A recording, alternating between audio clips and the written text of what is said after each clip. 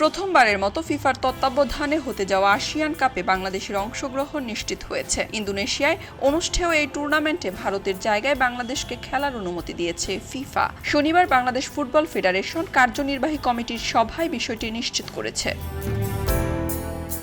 আগামী 24 সেপ্টেম্বর থেকে 6 October ইন্দোনেশিয়াতে FIFA ASEAN tournament অনুষ্ঠিত হবে। এতে ভারতের খেলার কথা ছিল। ভারত সেপ্টেম্বর উইন্ডোতে ব্রাজিলের বিপক্ষে খেলবে, তাই তারা নাম প্রত্যাহার করে। এরপরই সুযোগ আসে বাংলাদেশের। ফিফা বাফুফের কাছে জানতে চায় আগ্রহ আছে কিনা। গত শুক্রবার বাফুফের জাতীয় দল কমিটি জরুরি সভা করে সম্মত দেয়। এবার ফিফার আনুষ্ঠানিক সম্মতি এলো।